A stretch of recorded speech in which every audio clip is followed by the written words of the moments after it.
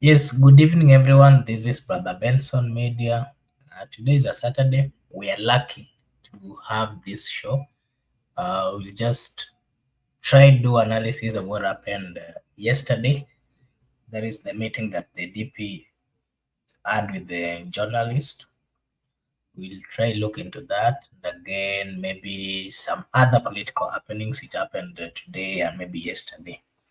Before we continue the show, allow me to take this opportunity to say thank you to Gypsy Corner and Brenda Obedi. Thank you so much for your support. Before we continue, Mr. Miguda, you can say hi to our viewers. Hello, everyone. Hope you are doing very fine. We are also managing over here. Welcome to Brother Benson Media. Your opinion counts. Your opinion is not limited. Karibuni sana.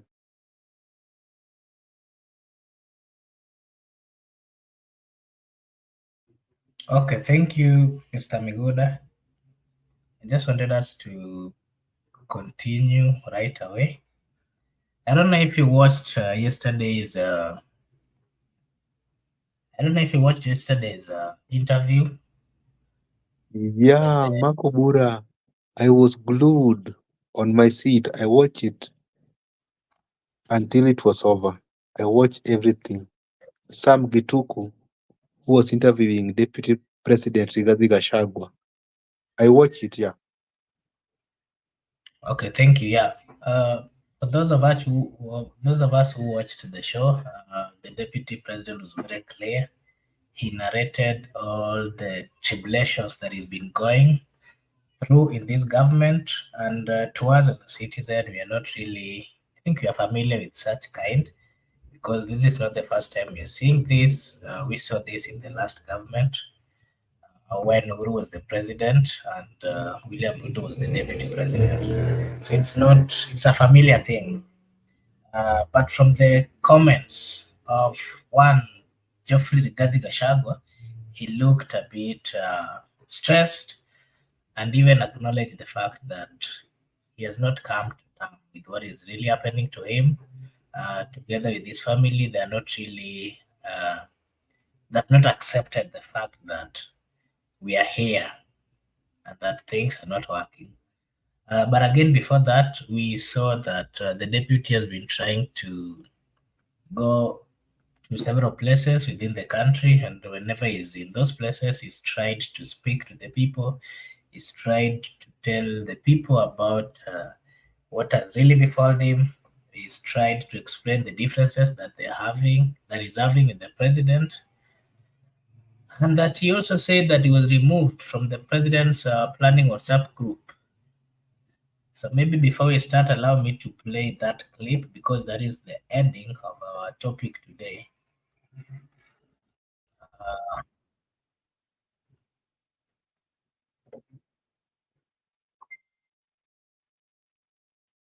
Is because I am not aware of the function.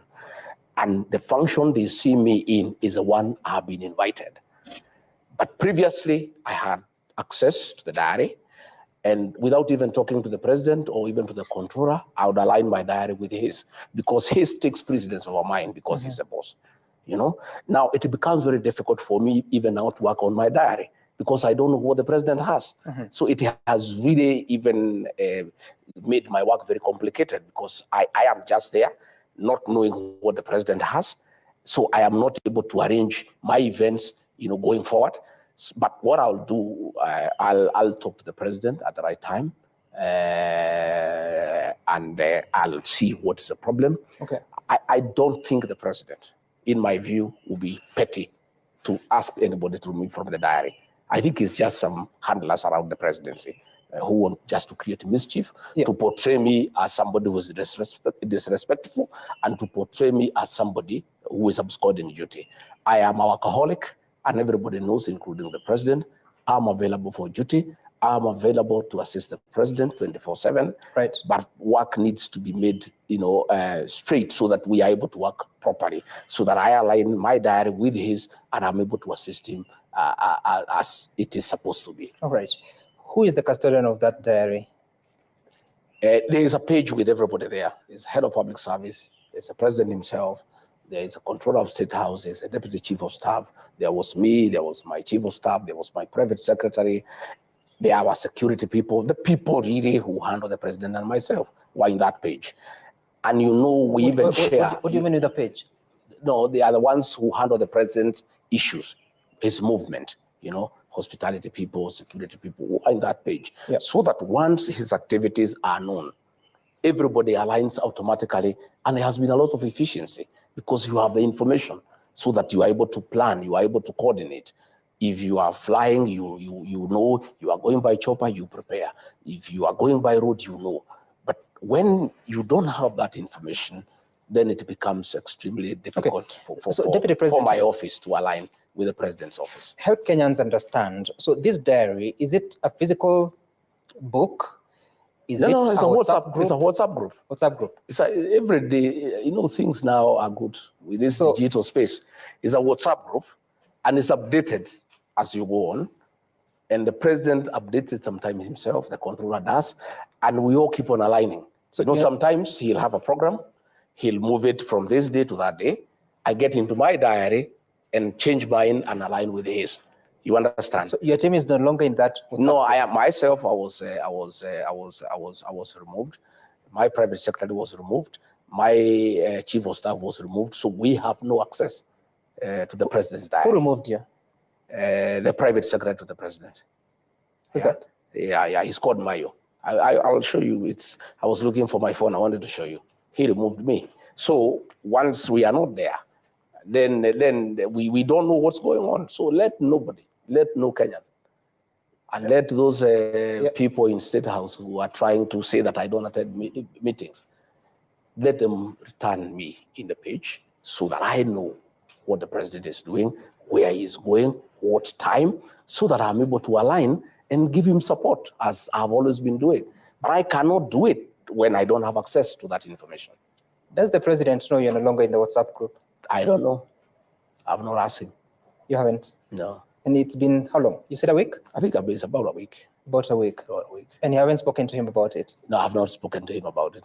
To be truthful, initially I thought it's a little bit petty. Okay. But now that the matter has been raised, and I have seen Kenyans have been asking, yeah, and I have seen some mischievous bloggers in State House trying to insinuate that I'm absconding duty, I have decided to give this information to the people of Kenya in the spirit of the truthful man, a man who speaks the truth, so that the people of Kenya know exactly why I'm not in those functions. I think I owe Kenyans the truth because, again, as I told you, Sam, I'm employed by the people of Kenya. They need to know why is the deputy president whom they elected not alongside the president in their functions. I think we owe that information to the people of Kenya. And do you know why you would be removed? I don't know, but I have told you there are mischievous people around the president. Why are they mischievous against you, Deputy President? Well, I don't know. How do you explain mischief? People have many motives. People have many motives. They are mischievous people trying to create a wedge between me and the president. And it's been going on for a while. And I take it in stride myself because I'm also an elder and I'm also an officer, who is well trained. I was trained in paramilitary. I have tremendous capacity for perseverance and endurance. I'm able to take a lot of flack, just quiet and taking it in good tiding, because I am quite mature in my leadership, in my approach to life. And many, many petty things, I have ignored them because I sometimes I don't want to become petty. So there are many characters around there. You remember, Sam, when the king was here in State House, the king, King Charles the third. Yeah. I think the president had sent me, I think, to Berlin or to Brussels. I'm not sure. I can't remember exactly to which country. And so when the king was in State House, I was missing. Okay? A blogger who works for the president created a Photoshop. And I know you can remember. Just for mischief and to demean me, created a Photoshop that, the king is here working with the president. Then there was a window there. And Rigathi Gachagua had been locked in that window. And he actually circulated on his blog until Kenyans complained. Then he he brought it down just to demean the deputy president. And these are people who work for the president. And you wonder why. Why? How come you work for the president? You want to demean his deputy. And I told them, I raised with them, the head of communication. I said, you think you are demeaning the deputy president? You are not. You are demeaning the president. If there is a perception that the president has locked his deputy in a room somewhere so that the king does not see him, who looks bad in this situation? It's the president who looks bad. So there are many people around the president who are very petty, who are full of mischief, and who are hell-bent on creating conflict within the presidency. I would like to ask the people who work for the president to be honorable and decent people. Let the deputy president have access to the president's diary, unless the president himself has expressly given instructions that he doesn't want his deputy to have.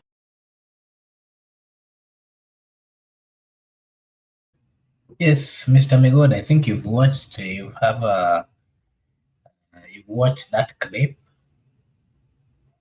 I think we are not so, the way I'd said it previously, it is not a straight thing to us as a people, because we've seen such kind of things. We saw this in the last government. Just maybe from what you've watched, what does it mean for the deputy president to be treated in this manner, being that is the principal assistant to the president? You know, the constitution says that he's supposed to know everything that the president does, and they're supposed to be working together. Is the principal assistant, of the president. What does this really mean? If he's even saying that he's been removed in the WhatsApp group, where they are supposed to be realigning all their diary and everything according to what the president does.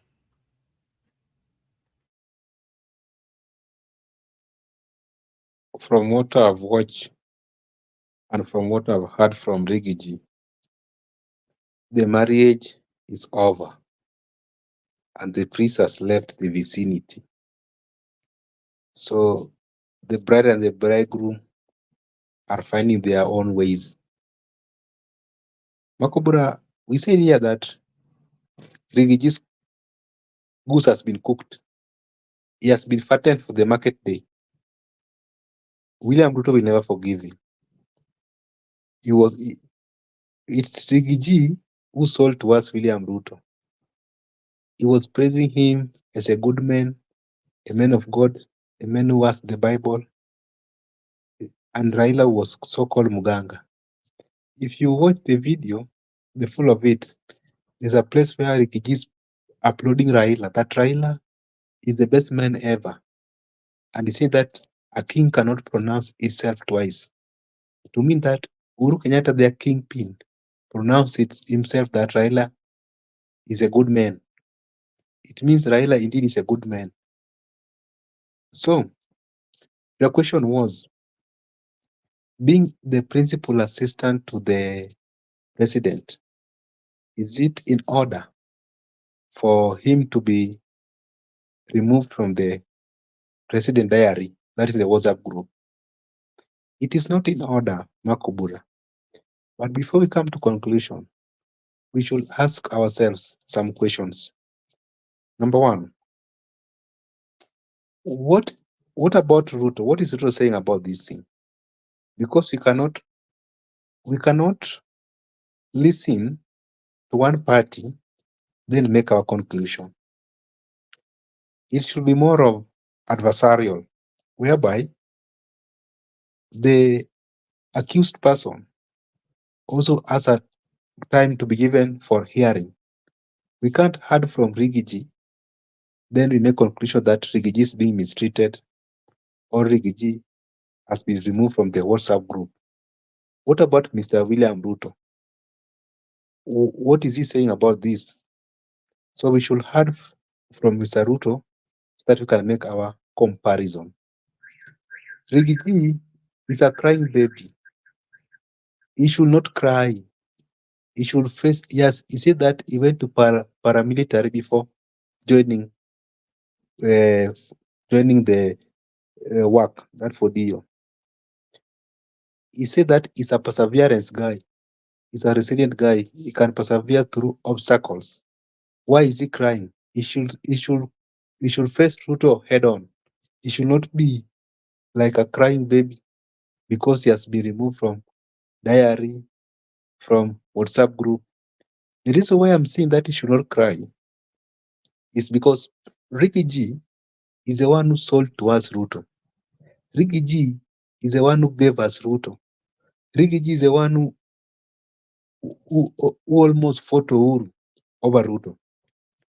Does it mean that whenever is a beneficiary, Ruto is a good man? But no, when he's not benefiting from the regime, Ruto is a bad man, according to Ricky G. Ricky G, I can see that these politicians, they are running away from accountability. Citizens are asking questions. You promised heaven, you are delivering hell. So the best way to do it, let us separate ways with politics. The moment we are politicking, no one will ask for accountability. You saw Rigiji when he went to Mariakiti. People were not asking Rigiji about police brutality. People were not asking Rigiji about abductions. People were not asking Rigiji about transformation of the UDA manifesto. People are not asking them about Mama Mboga, Mtu wa Boda Boda. People are busy and ready to listen on how he's attacking Ruto.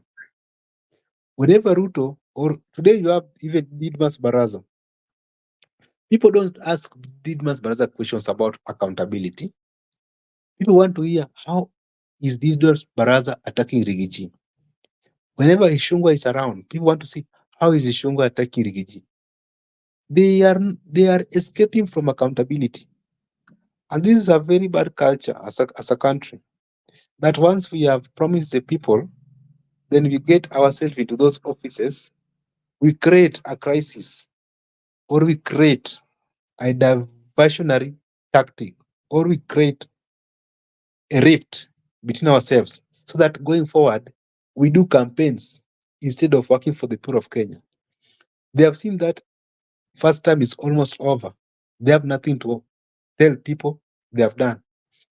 And still, I will agree with you people that Ruto is a cunning hair, a cunning politician.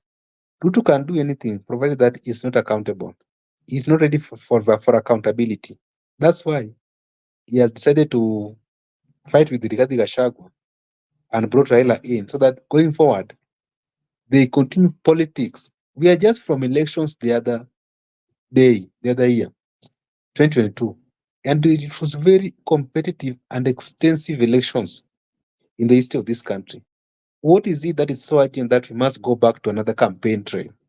Rigiji today was also seen in Mount Kenya. Hey, people are just moving on top of vehicle. People are not working. They are not in the offices.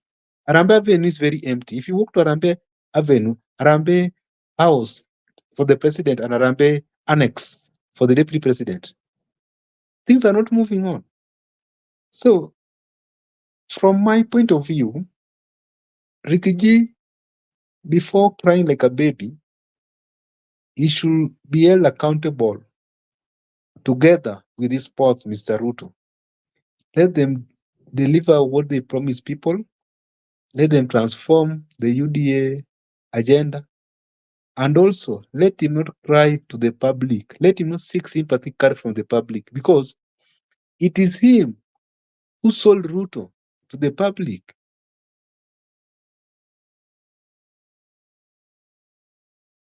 Okay, thank you so much. Maybe something that I also wanted you to kindly clarify is this: the issue of being removed from a WhatsApp group. You know, it isn't really. It's a serious thing because that would mean that the people who removed him, they don't want him to actually know anything about the president's diary and everything that he's planning. And why would they actually deny him chance of not getting to know what the president is, where the president is going, and what may be his plan.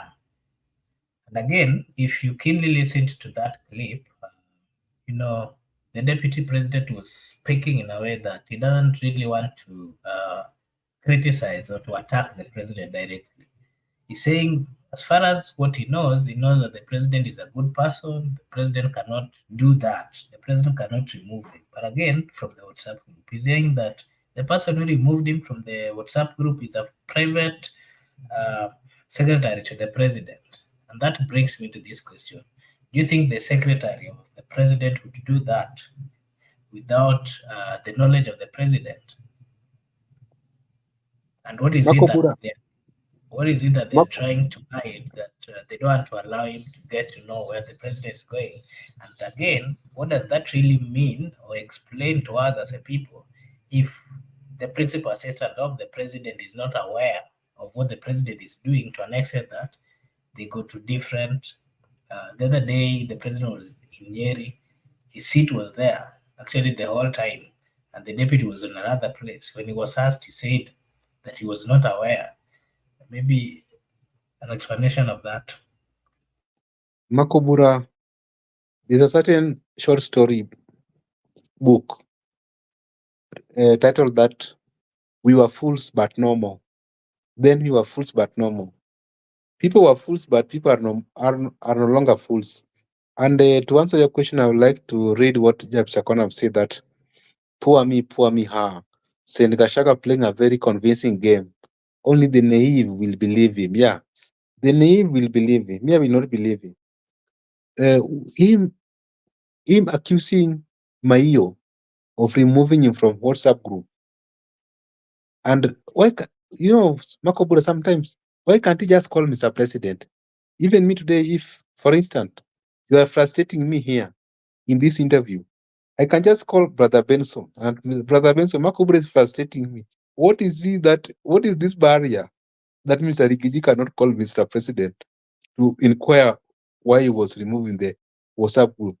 Rigiji is acting as if the handlers of the president are superior to an extent that they are superior to the president. The handlers of the president can't be superior to the president. If the handlers of the president are employed by the president, and I'm the deputy, the deputy boss, I can just call my boss and ask him, my boss, how are you? What's going on here? I've been removed from the WhatsApp group. What's up? Then my boss will respond to me. But Rikiji's come to the mainstream media purporting to that he has been removed by Maio. He has not called the president. He does not know even the president is aware or not. If I'm the WhatsApp group and I've seen you have removed my deputy, I can even ask you, why are you removing him? Rigiji, you want to pretend that he's trying to play a bit soft game. But William Ruto is not going to spare him. Ruto is not even playing with him soft game. Because William Ruto, like Rigiji, they're the same characters. And Rigiji can't lie to us. He was not aware. The president is not aware. He has been removed. The handlers. So does it mean that the handlers supersedes the president? Just a clerk or a driver or a diary, someone who carries the president diary. Is it so? Rigiji and Mr. Ruto, they have what we call bromance during the elections. They got each other's back. You see, they were scratching each other's back. Scratch my back, I scratch your back. So even if you have your ex, you can just call her a phone call away, and the offices are just apart. Arambe and Arambe Annex, you can take 10 meters walk.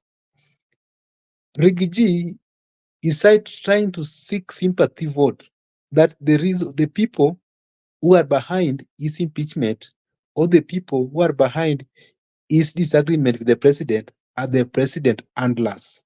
So he's looking for a boogeyman. He's looking for a scapegoat. You see, you cannot look for a scapegoat with a junior officer.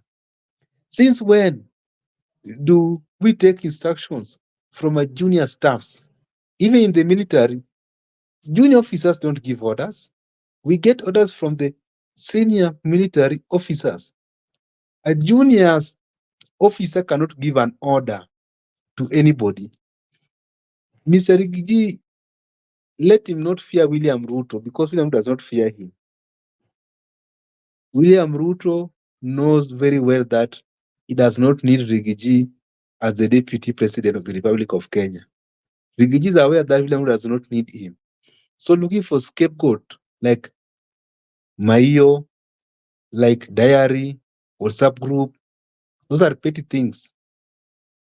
We are aware that the marriage is over. The priest has left the vicinity.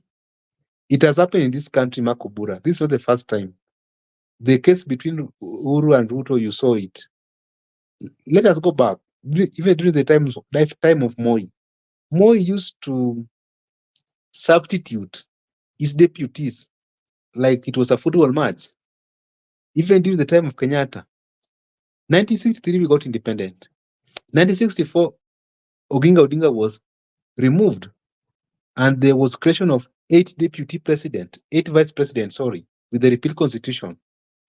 So power comes with a lot of effect. Power attracts many characters. And the people who are fighting Rigiji might even be the people who want to succeed William Ruto in 2032. So first, Makobura, you must make it clear that Rigiji is sincere about the statement. Rigiji is seeking sympathy card and is looking for a scapegoat to hang on. But this time round, they have gotten it wrong because we understand the script. It has been played in this country, so we know where they're heading to. Okay, thank you. Thank you for your comment. And something that I wanted you to also clarify is you said that the DP may not be sincere, of which personally I'm not aware. I can't really comment on that. But why would a senior politician to the standard of the deputy president hold a presser or come on a national television interview and then disclose such kind of information to the republic? And again, why would you then say is insincere if we've not seen the president or the person who speaks on behalf of the president or the state house coming out to give a clarification of whether that is true or false? Because we might then agree or accept that whatever the DP is saying is true, because the truth of the matter is we've seen him missing some government official meetings. We've seen him missing some meetings where the president is also going. And from his statement, he clarified very well that when he's told about a meeting, he's never missed. The other day, that was it yesterday when the president, was it yesterday or the day before yesterday, when the president was, when the inspector general was being sworn in at the state house, he said that he was in Lamu and he got the information late, so he would not travel all the way from Lamu to, at least from his side, in every meeting that he has missed, from what we saw here, he has an explanation of it. So are we being fooled maybe from your statement that he's lying? But if he's lying, what benefit is he going to get from the people? Again, on the issue that you said that is being lectured by junior officers, I think we've seen such. I remember we've seen members of parliament coming out to criticize even his moves. Sometimes the DP came out sometimes back and he said that we've seen him contradicting government statement by trying to be relevant, by depending on areas where he is. Remember, sometimes back he said when he was asked for a road somewhere, I think it was in was it Western? He said that he did not promise. He's not a liar. He has to go back and check if there's funds. That is when he'll come back and say, that contradicts, or that was a funny way of trying to say, tell us the lifestyle of the president. Maybe your comment on that, the two.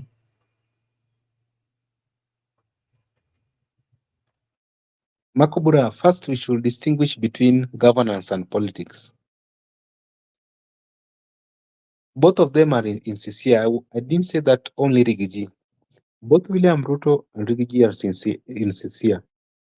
William Ruto does not want Rigiji to prepare for 2027 politics. And William Ruto is playing 2027 politics underground. So he wants you to waste your time. By the time you start playing politics, he will be ahead of you. So in terms of politics, all of them are insincere because William Ruto. So let me ask you, William Ruto, who is appointing Kithure Kindiki the kingpin, if not at the William Ruto can William Ruto allow his boat to sink? He will not allow. He will allow them to stick together. But he's allowed his boat to sink by appointing people like Kithure Kindiki. So he's playing politics. And the reason why the people who are in the state house control have not responded to Rigiji, because they also know that Rigiji is playing politics. They can't respond. Sometimes you don't respond to anything in politics. If you respond, you are going to give him mileage. So you are going to admit that it is true. So in terms, let us distinguish between governance and politics. The reason why I was saying Rigiji is being insincere. Rigiji, whenever he's in the crowd, be it in the marketplace or church, is purely playing politics. He's attacking William Ruto. He's attacking William Ruto indirectly. And even he's trying to say that I'm a truthful man, I'm a man of God. The question is, who is opposite of Rigiji? Who is not a truthful man? Who is not man of God? And yesterday, he said that even William Ruto, if you cannot deliver all your promises because you can't deliver, try to keep one, which you said that you will not undermine your deputy. Try to keep that one. It means he was hitting William Ruto below the belt. So if you see people like Didmas Baraza, Ishungwa attacking Rigiji, that is politics. Politics, there's no sympathy, there's no empathy in politics. You just play it the way it is. I can't hold my guns and you are shooting at me. I love to fire back. I have to release my arsenals, you see. So there's no need whereby you are saying that junior politician should not attack Rigiji, whereas Rigiji in the rally, junior politician like Ketu Warguru, Karungu Watwanga, and Mejandong are attacking William Ruto. So William Ruto also has his dogs. He will release them. He will release those arsenals, and they will fire directly at Rigiji. So they shoot at each other. That is very normal in politics. There's no problem with that one. When it comes to governance, that's why I was trying to distinguish between politics and governance. This is why I was saying Rigiji is being insincere, Makobora, about the diary issue. Remember, just I think 3 days ago, they were at Lower Kabete. Kenya School of Governance is at Lower Kabete. I saw Rigiji having a very candid discussion with Kithure Kindiki. I saw Duale having a very candid discussion with JB Muturi. Rigiji was present there. He was present. So Rigiji cannot purport to say that he's not aware of where President is going. If I knew that from Germany, President was going to church in Nairobi, then he was going to Nyeri. If I knew, and Rigiji is a consumer of intelligence, deputy president, who is being briefed on intelligence of the country, someone who sits in the National Security Councils, he is being briefed on after every 4 hours about the intelligence of this country. So do you mean that Rigiji never knew that Ruto was going to Nyeri? And the governor of Nyeri, Mutai Kaiga, who is his close buddy, a political buddy, knew very well and he hosted Mr. President. Why could he call Rigiji that today Ruto is coming? And after from Nyeri, he went to Lower Kabete to receive William Ruto. So that's why I say Rigiji is not insincere. He appears where he benefits, but where he does not, where he wanted to seek a sympathy, card, it does not appear for him to get something to talk about in the rallies. During the swearing in of the new CS, after the dissolved CS, Rigiji was present in the State House. During the swearing in of the CDF, after the late General Ogola died, Rigiji was present he was present in the State House. I'm just giving some instances whereby he was present, but there are other instances whereby he was not present. Does it mean that these ones which he was present, he was on the WhatsApp group, but the ones which he was absent, he was out of the WhatsApp group? Because I've given the recent one at Lower Kabete, against government, you saw that Rigiji having a candid discussion with Kithure Kindiki. So sometimes if you have to play your politics, or sometimes if you want to seek that sympathy card, you must try to be a little bit intelligent. You don't need to just talk smartly when it favors you, but when it does not favor, but I don't blame Rigiji. That is politics. You capitalize on your opponent weakness. So so be it. Maybe he's playing politics. And yesterday you even heard him saying that Uhuru Kenyatta is the undisputed Mount Kenya kingpin. He goes ahead and admitted that he was very stupid to attack their own son. So sometimes maybe that is politics, Makobura. Okay, thank you. Allow me to take this opportunity to welcome Eric Ayaga. Eric Ayaga, you can say hi to our viewers.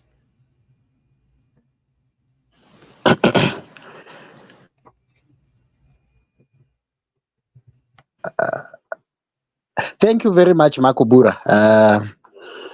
Bado niko ushago, niko ushago kabisa kwa mshtuni huku, so Yes. let me say hi to our viewers. I miss you very much, and I know most of you maybe have not seen my face. Very soon, maybe when I'm back to Nairobi or Kitale, a nearest town.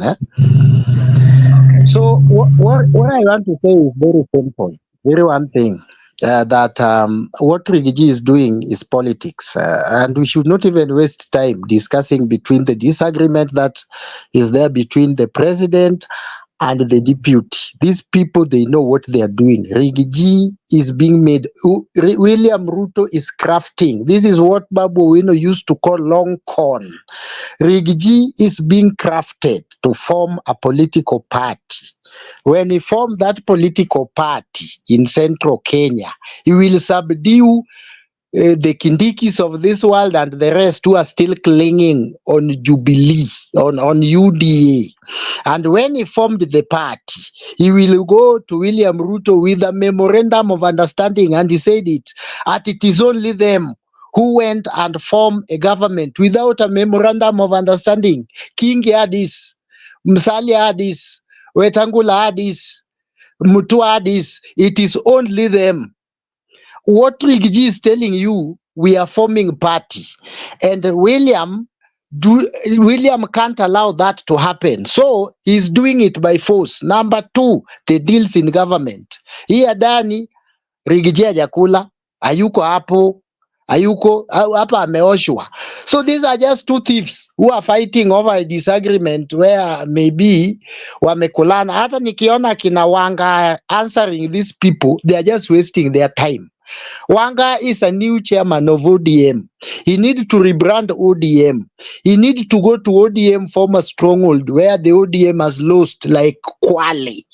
Lost ground like Kwale to bring ODM up. He should not bother the fight that is there in Mount Kenya. How can a Rigiji become a kingpin? You cannot become a kingpin fighting Uhuru Kenyatta. Look at Luo Nyanza.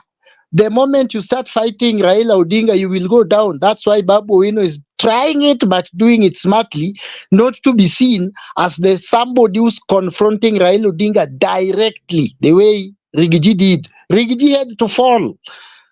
Now he has fallen. He has seen the fire. He's just doing what we call the rekindling. He's just rejuvenating himself, which is good for him. He had a strategy and he will go for it. So those who are still going to UDA, look at Wetangula. Wetangula has refused to fold this party. But somebody who's short-hearted like Musalia Mudavadi alivunja ANC akaenda UDA. Huko UDA kumeumana, kisha umana tayari. Because number one, William Ruto wanted to tame Rigathi Gachagua through using Musalia Mudavadi. It never worked. Then he tried Ndidi Nyoro. It never worked. Now he's using somebody whose his ministry is abducting people every day and killing people. It will work where? Where is that thing going? It will work from who? This is like Matiang'i. They are destroying Kindiki. Kwanza Kindiki is a professor of law. He's not even a professor in engineering. He's a professor of law. The best lawyers we have, the people who went to The Hague and come back with victory. His political future is anaitwa character assassination is being done in his front and he can't see. If I was him, I can't allow such nonsense because the ground will move. Rigiji was a DO. He have intelligence. What he's saying, he knows what he's saying, that Ruto will not answer those things. That's why when he tells you they have removed me from WhatsApp group, so I don't know where the president is going, he knows what he's doing. He was a DO. He was administrator. He knows how to go from the ground. And now he's going from the ground. And the time he will emerge with a political party, William Ruto will go and beg him. And even Kindiki will be there and he will control Kindiki. Either you join the board or you stay at the gate. You see, that is what will happen. Then there is a politics that is going on. I don't know who is trying it. I don't know if William Ruto is trying it to divide Mount Kenya. Those kind of politics will never work. It will never. Raila tried in 2007 with Akina Jeremiah Nyaga when he took the Meru side and Embu and left the west of Mount Kenya alone. And then they say now it is 41 against 1. Those things will never work. It's like dividing Nyanza into south and there is no even north, that you will say we are the southerners, you are the northerners. There is even no north. Even if there is no in campus, there is no central.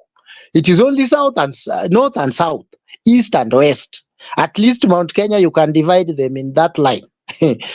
But there is no central. Central is just an imaginary thing that people think there must be somewhere called central. So if you want to divide Mount Kenya into two, it will not be possible. It will not be possible. Rigiji has seen the ground.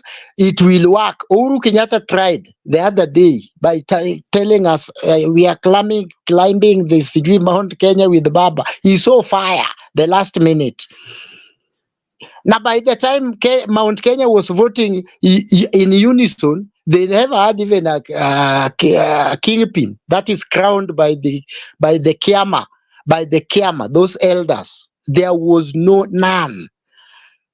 Ilikuwa tu akina Kimani Chungwa, then they speak to their people. That is what Rigiji is doing. And Rigiji atatoa hii watu kwa laini mapema na atakuwa na very strong political party and then he will use it as a dangling carrot. Kalonzo huku, William Ruto huku. Kalonzo huku, William Ruto huku. And then people will say, no, you are not even supposed to run. You can only be a kingmaker. And William Ruto will go back to beg him. And the ODM and their fraternity will be left. Kwa sababu number one, selling William Ruto in Luo Nyanza will be a little bit difficult. Number two, economically has failed everywhere in Kenya. He has failed everywhere. And I can tell you, even where I am, niko na Wasebei hapa, ndio walikuwa wanaimba Ruto, watu wakina Sakaja huku Mount Elgon, the other side, Endebess. Bunge hao wanaitwa Robert Pokosi. Hao ndio sasa walikuwa watu wa Ruto damu, and they were even ready to fight for Ruto. Today go and tell them, you know, your president is good, now tutawasaidia kupenda. They want even to beat you. They are even telling you, what are you telling us? Huyu mtu amefail. All the projects that Uhuru Kenyatta aliwacha, kama kuna Chepsoin, sijui Chepogon, sijui what huku juu kwa Mount Elgon huku ya maji imesimama, au vijana wana kazi.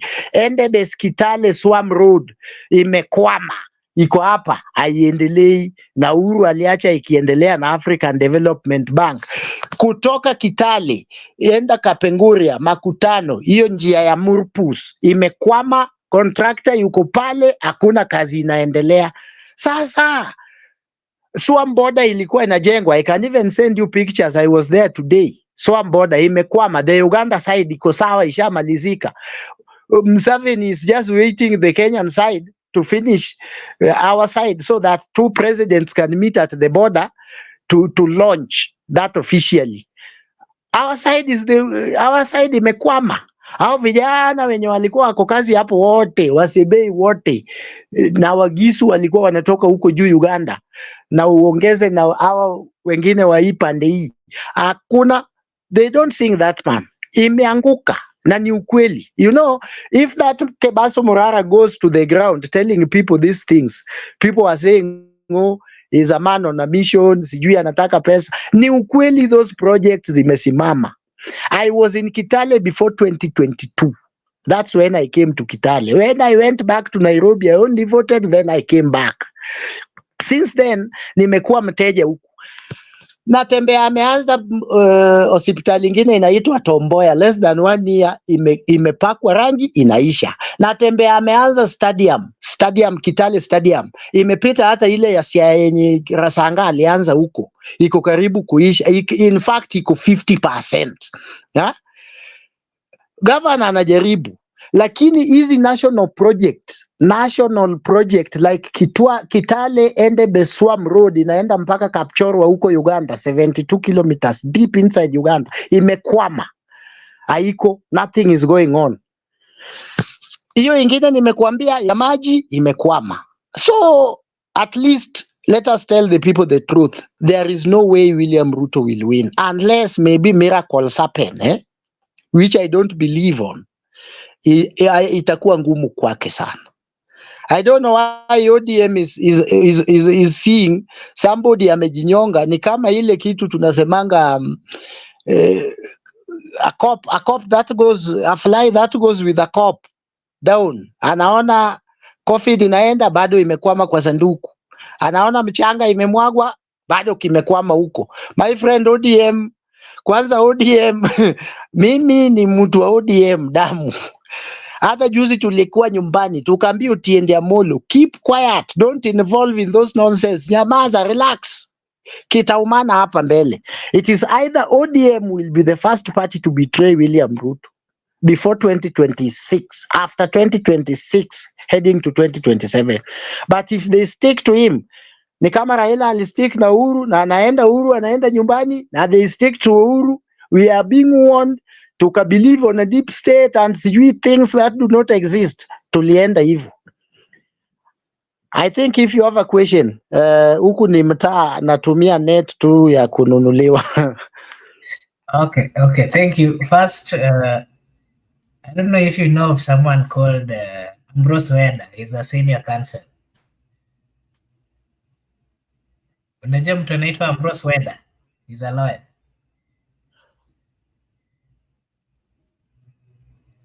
Mr. Eric, can you hear me? Ambrose Ochieng Weda Jaseme. Yes. I know that guy very well. You speak the same way, the same everything. Yeah, I know him. Ambrose Ochieng Weda is somebody I've met. He used to tell us the truth even before 2022, but we thought it is a joke. Na tulienda na ni ukweli. Okay, I thought you were a brother or you are the guy. Anyway, that was nice. So maybe the I'm next from Uyoma. I'm from Uyoma. Ambrose Ochieng Weda is from Semekombewa, around that place. Okay, that's nice. So maybe something that I also wanted you to at least give your opinion is we saw the deputy president acknowledging the fact that Uhuru Muigai Kenyatta is still the kingpin of Mount Kenya. this is a change from what he used to say sometimes back. What does this really mean? Does it mean that he's seen it is like he cannot survive without embracing or acknowledging Uhuru Muigai Kenyatta as the kingpin? Or which game is he trying to play? Because he spoke very nice things about the president, and he really acknowledged the fact that they were wrong to him and what they did were not actually right, and he even apologized. Your comment on that? Okay, Rigiji is playing a dangerous card. The person William Ruto feared in this world, even more than God himself, even more than evil himself, is Uhuru Muigai Kenyatta. Those people, they know each other. That's why immediately William Ruto came to power, they started branding Uhuru every nonsense of everything, even the Gen Z Juicy. They said it is Uhuru Kenyatta who is funding. Even the last time Azimio were just doing their normal demonstration, they tried to bring the name Uhuru Kenyatta inside it. And they were saying categorically, and those clips are there, like Kimani Chungwa, that it is Uhuru Kenyatta. And that's why they sponsored the people to went to attack Northland. And that's why they sponsored people to threaten and withdraw the family, the Mamangina's security, and some youths were seen there. Why? Because they fear Uhuru Kenyatta. So Rigiji is giving them the pill. I don't know even if Rigiji has met Uhuru Kenyatta, but you see, the people say silent is feared by everybody. Silent is feared by even the evil himself. Hata kama devil anakutesa na umenyamaza, the evil himself will come out and start making noise that mbona unateswa na upigi kelele. So that is what Uhuru Kenyatta has done. As much as his name is being dragged, sijui mara state capture, they stole the money last few days to election, walibeba pesa na gunia, sijui wakaeka kwa ndege, wakafanya kila kitu. Uhuru Kenyatta has maintained silence.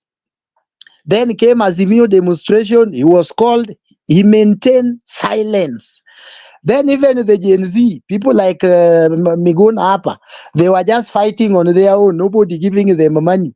They bring the name of Uhuru Kenyatta inside it. Now you see, and Uhuru Kenyatta has not responded. So William actually is afraid of Uhuru Kenyatta because he knows Uhuru Kenyatta. He knows Uhuru Muigai Kenyatta. And the moment Rigiji is left outside to mingle with Uhuru Kenyatta, I think that can make William Ruto easier to be a one-term president. Number two, apart from that Uhuru Kenyatta issue and thing, that is a dangling carrot Rigiji is playing because he knows William Ruto feared that man. Number two, when William Ruto came to power, he left bad people. There are some bad people you should not leave outside your government. They are ground mobilizer and they can show you fire in a very few minutes. In Nairobi, mimi politics yangu ni Nairobi. Somebody like Waitito, you should not leave that person outside your government. Unless wewe ni ndugu ya Jesus. Somebody like Mike Sonko, you should not leave outside of your government. Unless you don't know what you are doing. Number two, kuna mama hapa anaombanga hapa Island Selesi Highway kanaitwa Margaret Wanjiru. You left the Nairobi bad guys outside government and then you want to run Nairobi. I can tell you who mobilized those Gen Z. I can tell you. Then Babu Owino is outside that government. Then TJ Kajwang is outside that government. Then Mwango, the Stare MP, is outside that government. Then Major Dong, the one I know, is outside that government. Then my former MP, George Deuri, Embakasi West, is outside that government. The person who mobilized Uhuru, mobilized people from a place called mahali wamejenga hii opposite ya Kagundo Road, hiyo ka estate inaitwa KCC. Wakaenda wakatak Northland huko, only individual man akachukua vijana akaweka kwa gari akapeleka Northland, wakakuja na mbuzi tukakula kwa mtaa. Umeweka nje ya government. And then, my friend, you just sit with people who have dimples like Sakaja at your and Raila Odinga is outside that government, my friend. And then you run around with the people like Jalango Newcomers, then you want to say you want to run Nairobi. Maybe that Nairobi is in Dubai. But if the Nairobi I know, you cannot run Nairobi without the Nairobi bad guys. You have to have them. That's why when Uhuru was dealing with them, and Song and Uhuru wanted to deal with these people once and for all, it is that William Ruto mwenye aliwasaidia. So William Ruto is just drinking his pill. Ulisikia venye Margaret Wanjiro aliongea? Margaret Wanjiro can mobilize the evangelism. That's why you saw these Gen Z people. That's why I told them they were very reckless jana. Na Miguna akanipinga. Waliitwa mpaka ndani ya kanisa. Who did that? Akina Ng'ang'a, akina Margaret Wanjiro, and they did it in a style mpaka pale kwa Catholic Basilica mahali na somanga, mahali naombanga hapo kando ya City Hall. Kijana kimebeba bandera kinasema reject, kitu ijaifanyika tangu dunia ianze. My friend. Alafu wewe uko hapa unasema you want to run Nairobi. There are people you cannot run Nairobi without. Nairobi ina wenyewe. Hata Sakaja sahi you see is with Baba. If he left to Baba because Nairobians have left William Ruto, and Nairobi always goes opposition way. Tulipigia tu Sakaja kura kwa sababu atungepigia yule alikuwa anaitwa nani? Yule wa ODM alileta na Jubilee. Kuna kamungwana hapa anafanyanga bank hapa. Hata jina sikujua, nikienda Nairobi hata sijui ningeenda kupigia nani kura. Igathe. Ilikuwa anaitwa Igathe. Huyo Igathe ndio hata Sakaja alipata tu walkover.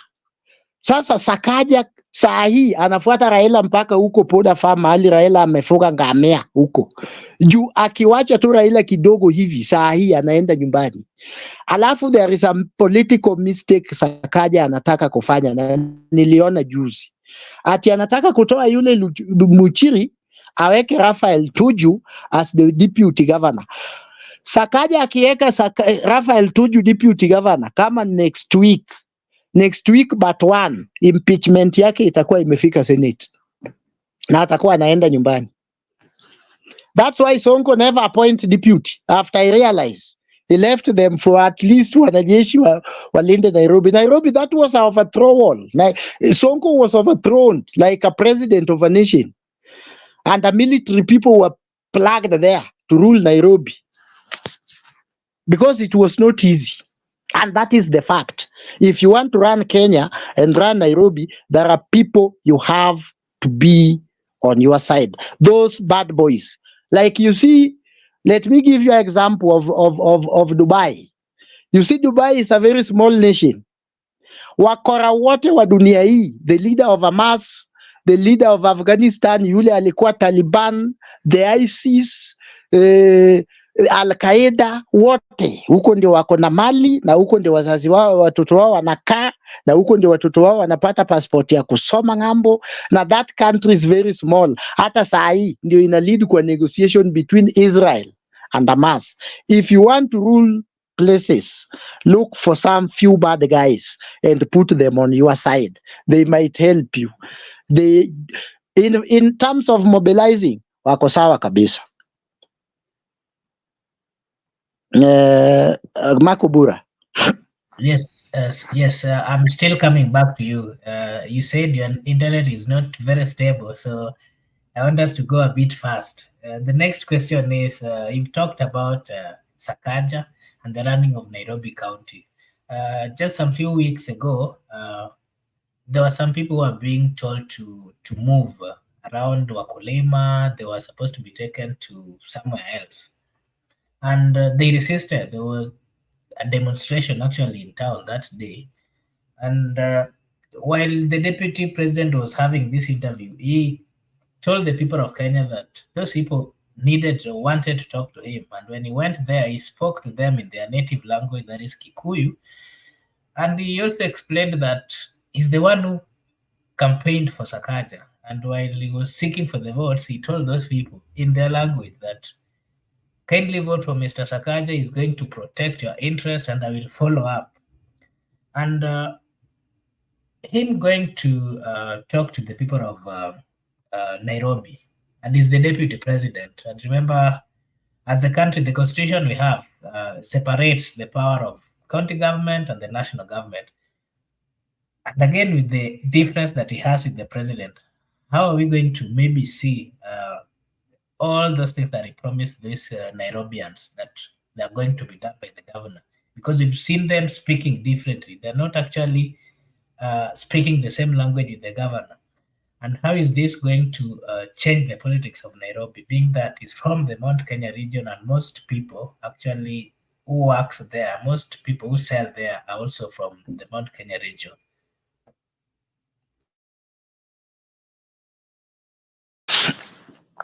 Okay, let me tell you one thing. You see, the issue of Markiti is not something new.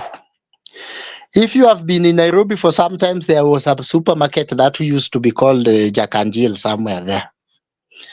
And that Jack and Jill was brought down ndio tukapata hiyo ka roundabout na hiyo ka flyover iko hapo. So that issue na country bus si vitu zimeanza sahi. So if you want to remove it, yes, I support, by the way, it should be moved out of city center.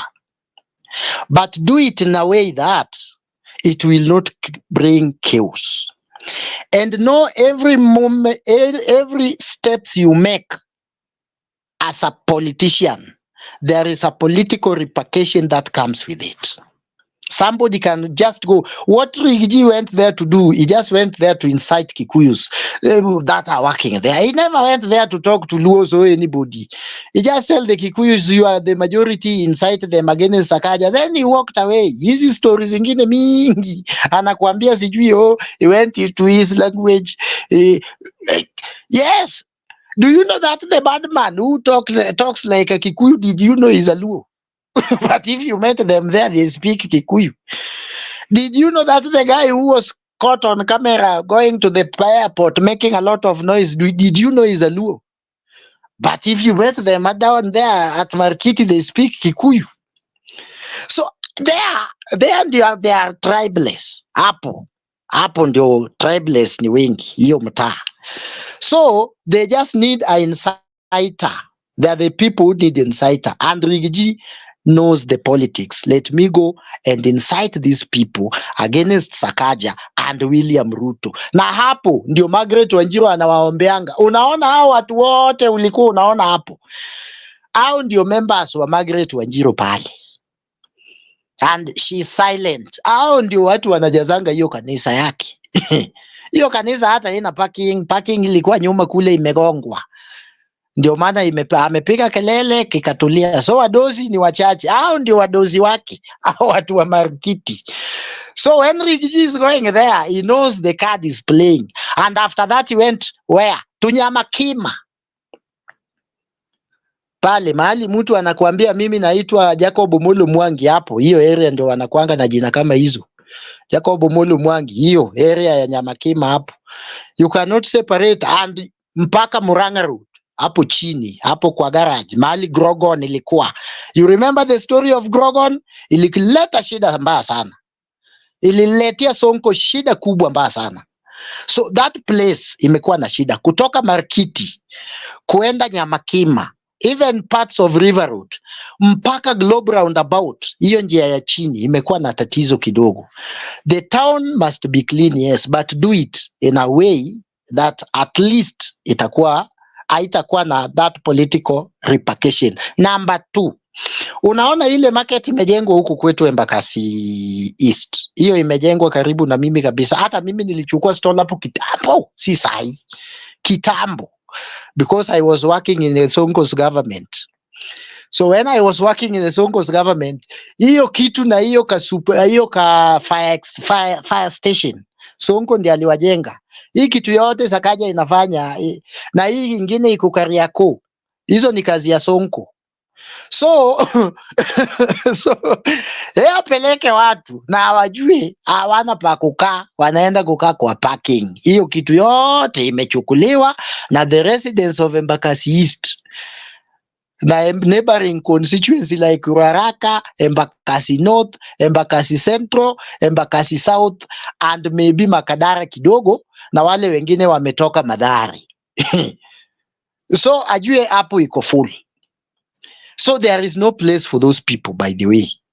You are taking them like unazitoa kwa hot fire, unaziingiza kwa moto. Sasa moto ile kali ya mercury. So itakuwa na political ramifications on Sakaja and on William Ruto. And Ruto should not lose Nairobi, because if you look at Central, Kiambu has gone. Nyeri is Gachagwa's hometown. Murang'a, Ndidi Nyoro walimtumia wakabeba juu wakaacha ikanguka na matako yake iko chini sahi. Na the later person is the governor and is silent. Kirinyaga Waiguru anamaliza tamu yake na sasa ajui future, na Wakikuyu pia wafuatangi wa mama sana. Martha Karua amejaribu sana hapo Kirinyaga, na Kirinyaga always goes against her. So huko Mount Kenya East lakini ni sawa. Let me not advise UDA people. Waendelee. Unaona hii kitu wanafanya hii ni mzuri. Watuangane kabisa. If you see your enemy's problem, if you see your enemy's house in trouble, that's when you rearrange your house and you plan how to deal with them when they are divided. Yes, case closed. Okay. Okay, thank you. Thank you. Before I let Migunda come in, allow me to take this opportunity to acknowledge our viewers, those who are commenting. Gypsy Corner, thank you so much. Judy Mustafa, thank you so much. I can see I also have a daughter here watching called Teresa Tieno. Thank you so much, Teresa. Karibu, Brother Benson Media. Gitonga, thank you so much. Silas, thank you so much. Kisumu Newsline, thank you so much. Benson, thank you so much. Kindly, if you are new here, this is Brother Benson Media. You can like and subscribe to the channel. We will really appreciate.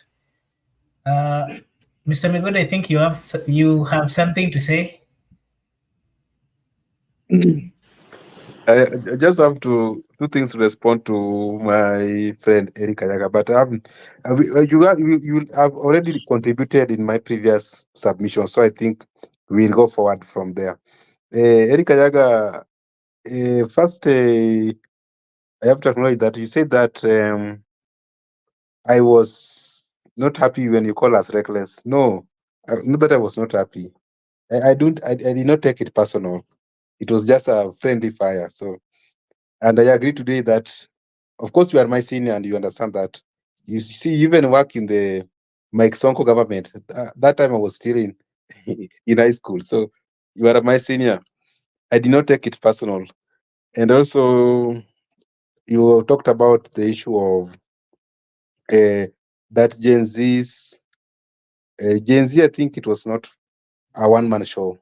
It was pro people. There were so many people. So I think those are the things I wanted to correct first, Makubra. So I think you can proceed from there. And but I like the way you have given us a bit history of the city of Nairobi, because before we came, at least I know that indeed you knew what you were saying yesterday. Thank you very much for that contribution. We are very grateful. Okay, thank you, Migoda. To Teresa Tieno, thank you for subscribing. Judith Mustafa, thank you for subscribing.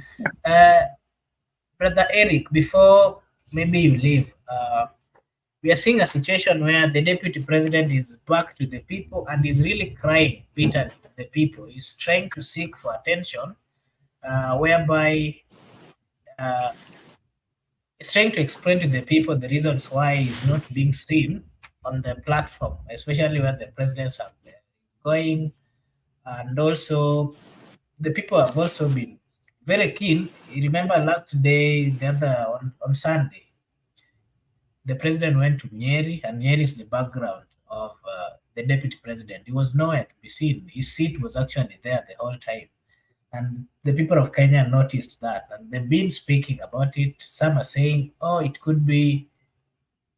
is true that they're not seeing eye to eye, but to an extent of even uh, not attending a meeting that is in his background.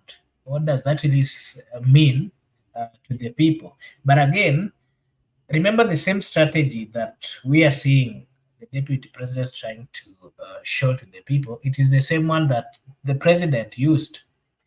And the president actually attracted attention from the people using the same formula. Are you seeing a possibility of Rigathi Gachagua going to capture the attention of the people of Kenya with the same formula that is currently using to get into people's heart, Mr. Eric?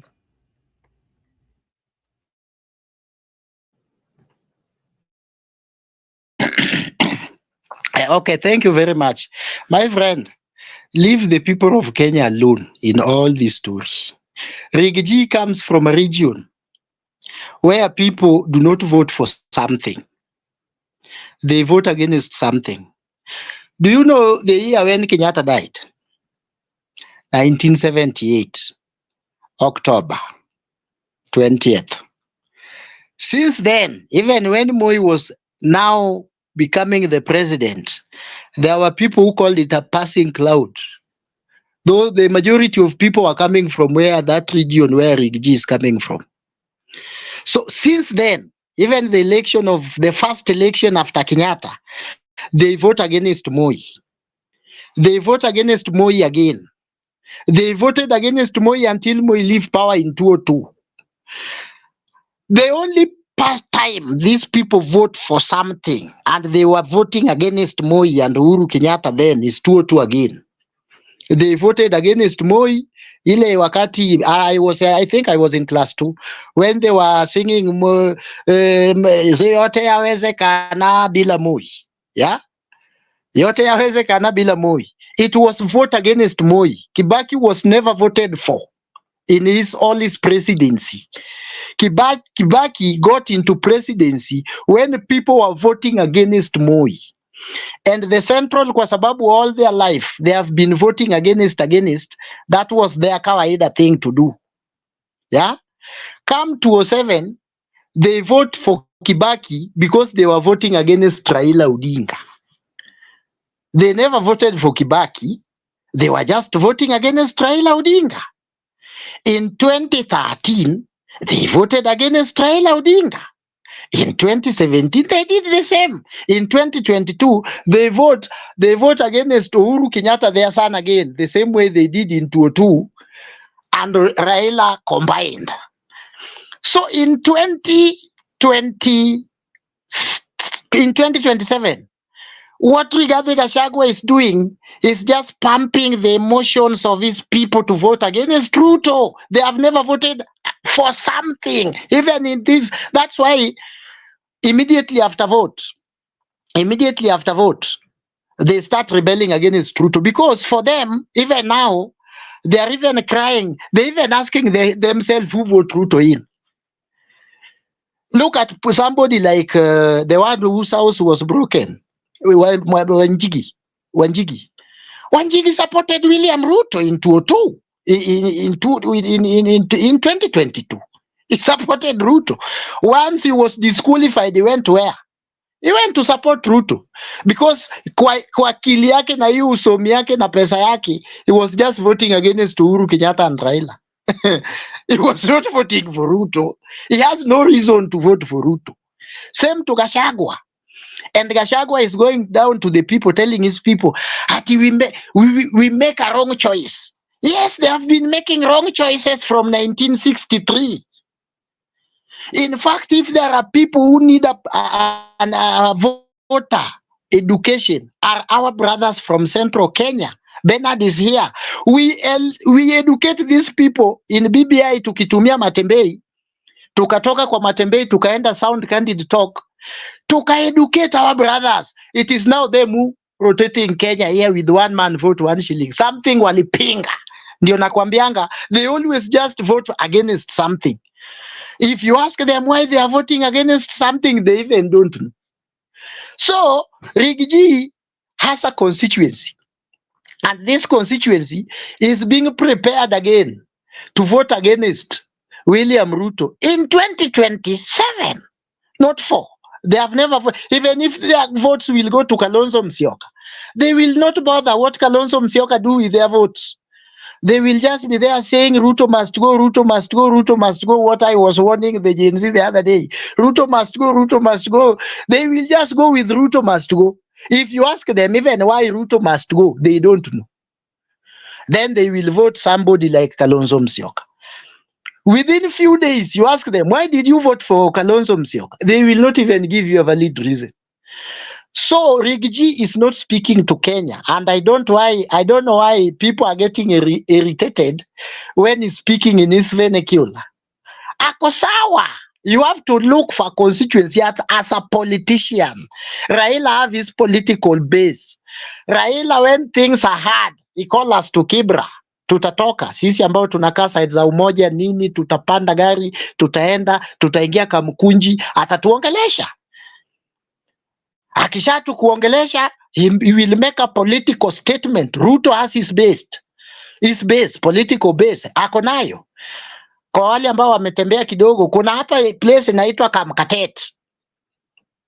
Wacha tu baada hajaenda hapo, he will go there and he will whip the emotion of Kale people, na utaona kuna tension kidogo. Watu wa kanisa wote utasikia wameenda wanasema, now we need a reconciliation, you know the political tension is very high. Even the Rigiji, they have their Limuru 3 there. Even the Masais, they have their constituency called Suswa. If you hear the Masais are meeting in a place called Suswa, and then they make a declaration, our brothers who are making declaration in Buhungu, and they never work, are our brothers from Western.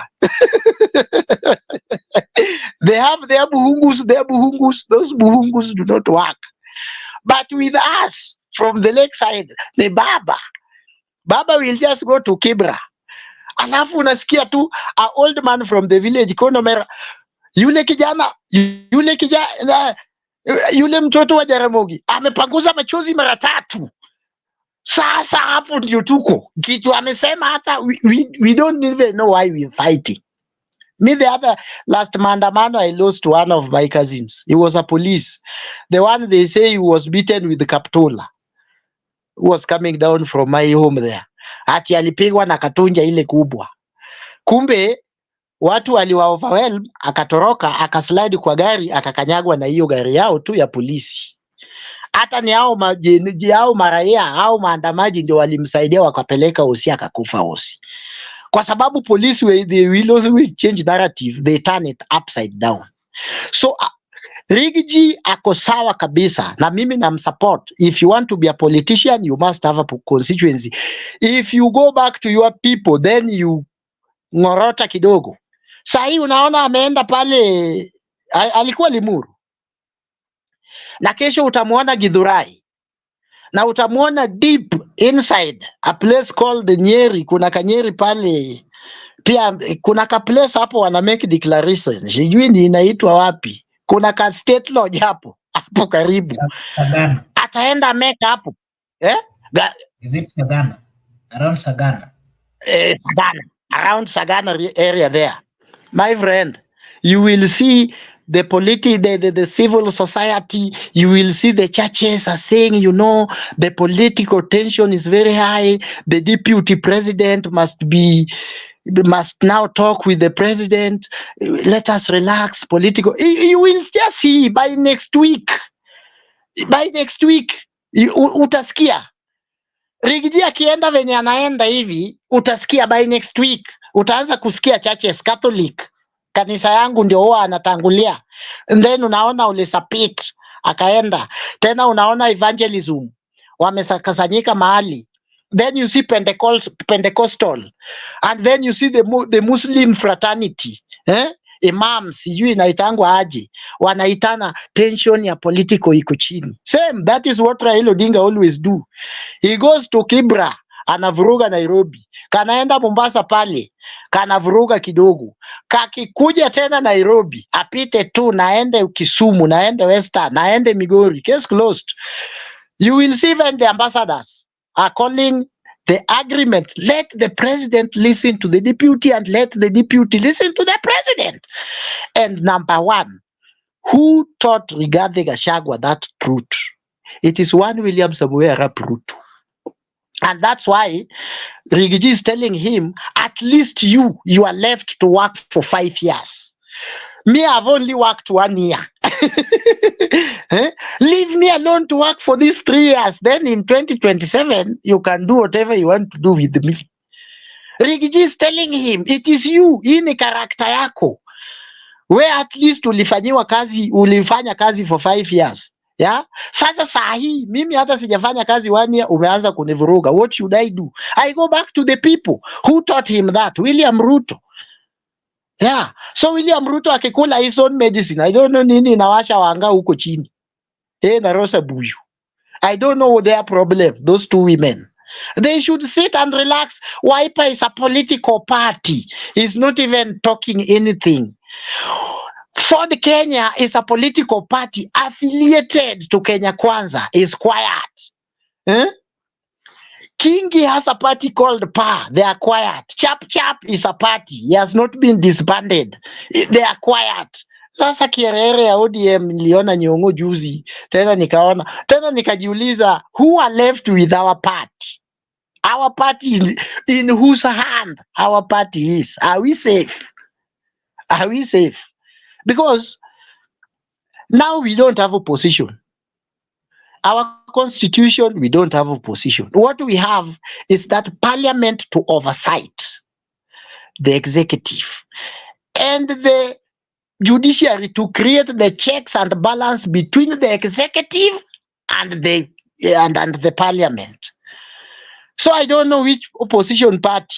If Rigathi Gachagua as a principal assistant has given himself a good job to oversight the government with the lies, with the things they are saying, with the untruthful things they are saying, where is the problem? Wachini Gachagua afanye kazi nani?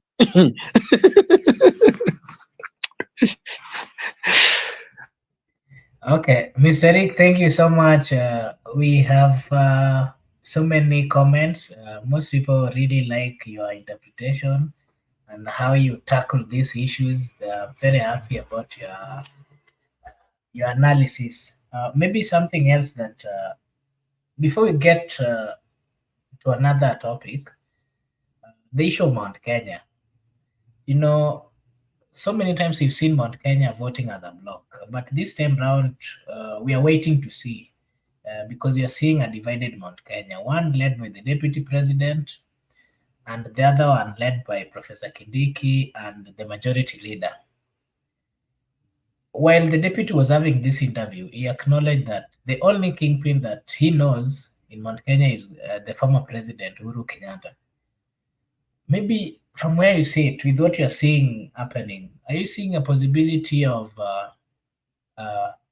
Mount Kenya having two factions where one is going to support the president and one is going to support the deputy side? Because from what you're seeing, it looks like the deputy is not going to work with the president come 2027. And how is this going to change the politics of Mount Kenya? Are we going to see this continuation of this division, or maybe from what you think? I'm a historian. I'm a very good historian. Benson can tell you. I'm a very good historian, by the way. I'm a very good historian. The Kikuyu, they never have a king. They never had a king. They never had a king. What make the Kikuyus have somebody called a leader is a situation. It's a situation. That's why Moi ruled them from 19 78 up to 202. Because Moi ensured that a strong candidate like Kibaki is from that region. Kenneth Matiba is from that region, and others. Like Muite, Paul Muite. You know, Paul Muite has only not run in 2022. I think 2027 he was in ballot. 2017 he was in ballot. If not, maybe these two elections. All the elections since I start studying politics, amekwanga tu kwa ballot. So that is what I think the trick that Ruto want to use. But I don't think if Rigathi Gachagua form a party, he will not run. He will use that party to cobble with somebody like Kalonzo Musyoka, and he will support. Because that is what Raila Odinga is trying with us, by the way. Raila Odinga will not run.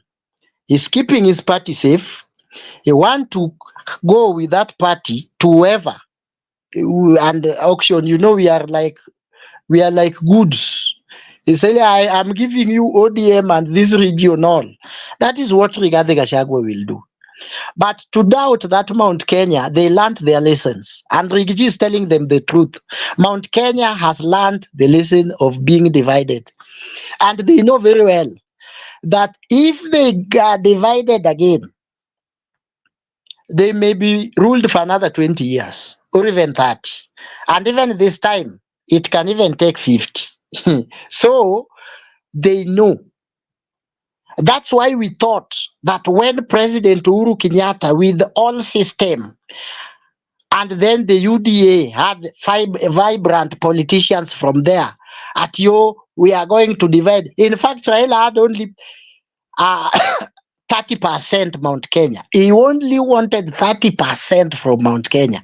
They never even achieved 15%. So let us be very careful. Let us be very careful. Ruto must be very careful. If Ruto let Mount Kenya go with somebody like Kindiki, Kindiki is like Matiang'i. You can be authoritarian when there is mandamano, you kill people, you don't know, maybe Kikuyus are inside there. My friend, they will judge you. They will just say you kill their sons. Like this Gen Z, you see those women crying, give me my son. I know those people. If you want people in this republic that you can wipe with emotions, are our brothers from Central Kenya. Very small thing. Very small thing. That's why I told people Bobby Njagi will be released. If Bobby Njagi is killed, my friend, you will see how Rigiji will. You will see. It will never happen. 2 months, two after the third week, somebody told me, my friend, that man has been killed. IG anaitwa endi kotini. Nikawambia hiyo mtu ako sawa, si alireleasiwa jana. Those people, they will be whipped. Like you see, Rigiji is whipping them emotionally with the issue of Markiti. Number 2, the issue of Nairobi River. Mahali wametolewa manyumba pale Korokocho, ukiteremuka Lakisama mpaka upite Dandora ya huko chini Kirigo Matara. Ukitoka Kirigo Matara mpaka huko chini mahali ile ng'ambo ile ingine na join na Kasarani. Wamevunjiwa nyumba sana. And how did they go against Uhuru Kenyatta? Uhuru Kenyatta started bombing nyumba hapa Kariobangi North. Wakaenda huko Kasarani juu wakabomolea watu nyumba. And then there is a little mind that Kikuyus, they know their landlords. So hata nyumba kama inavunjuliwa and na hiyo nyumba ni ya Jaluo, anajuanga hiyo nyumba ni yake, na hata analala kwa mitaro, anajua nyumba ni yake na ni landlord, na hizo nyumba ni haki yao kama Masai na ng'ombe.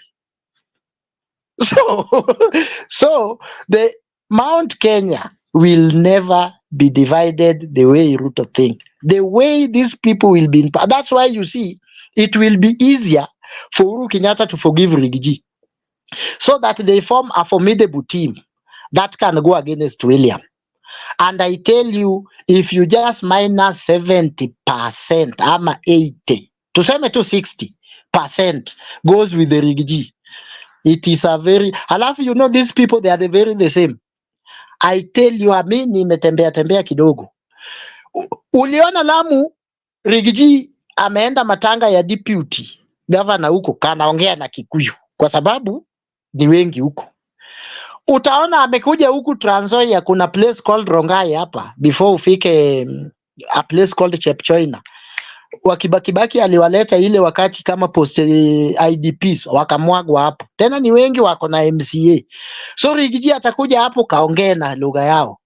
Akaenda mahali popote hii watu wako. So unapata the decision these people are making is not only for the indigenous people living in central Kenya, but it is the general mind that everywhere they live there is insecurity and they are insecure and they will make one decision na kura yao yote itaenda hiyo direction. So no division. And who will be dividing them? Ndidi Nyoro have seen it. Ndio maana unaona amenyamaza. It can't work. I don't know what criteria Kindiki and the ministry amepewa venye anafanya maneno hapa Kenya and police from that ministry. Ndio maana uliona Rigiji ameulizwa akasema go and ask the person in charge of that docket. That is a political statement. Is telling Kindiki your docket is doing very bad things to Kenya, more so to our people. So there is no way they can even follow you. They can even be with where you are. That is a political statement. People think it is a joke. And today was in market somewhere, sijui wapi niliona online. Wamama wakakuja wote. At the same time kuna wamama wamepewa leso huko Meru, wana dance. Rigiji ataenda huko na atafagia hiyo kitu na siku moja. Mount Kenya will vote as a region. The moment they get divided, they will be ruled for 50 years. Because once you create two kingpins, no one will cede to the other. That is what has been ailing Western since forever. Where the Bukusus through Etangola, they think they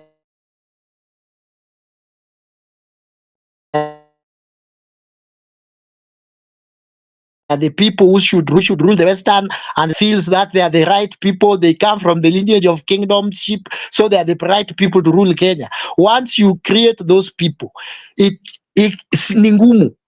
That's why Moi created Kibaki and he created Matiba. So these people, they fought until Matiba ceded to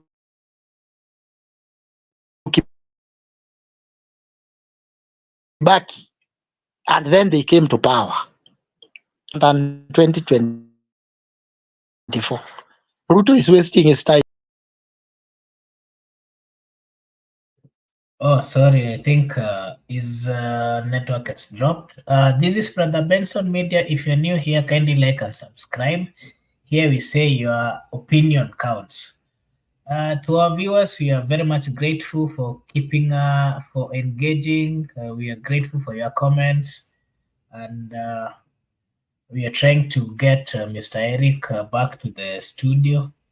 Hopefully, Meguda, before he comes, kindly give us your opinion. What do you think about divided Mount Kenya? Are they going to make it, or they are going to sort the issues before the general election?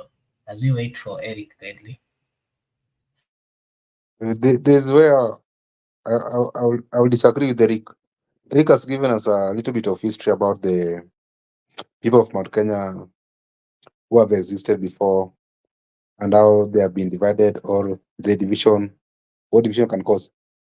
But Eric is telling us two things. One, Rigiji is going to form his own political party and joining Ruto. The same time, he's telling us Rigiji is going to form his political party and going it alone.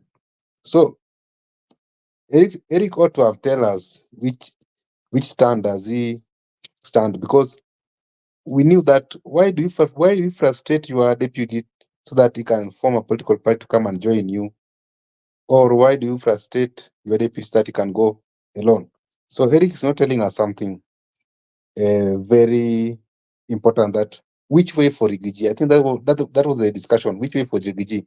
Is Rigiji going it alone or joining Ruto? But why must he do all this abracadabra so that he can join Ruto at the end of the day?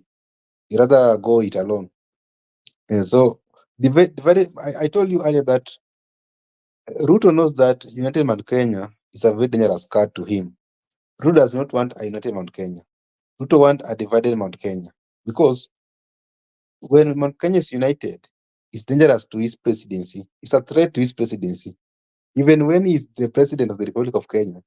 But when the mountain is united, even if they voted for him, he's not safe in that seat. He's only safe with a divided Mount Kenya. That's why he opted to go for a division, divide and rule tactic, so that he can divide Mount Kenya. He's even ready to sacrifice his deputy to an extent of bringing an impeachment motion to parliament to sacrifice Rigiji for the sake of dividing Mount Kenya, for him to be safe in that seat.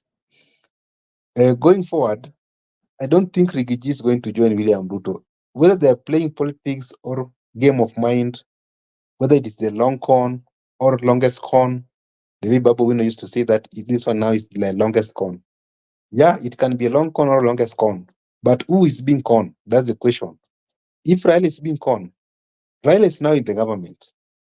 So Raila has occupied two lucrative CS positions, the treasury, the energy, mining, and also corporates. And remember, Raila was with Ruto in China, they were in Germany.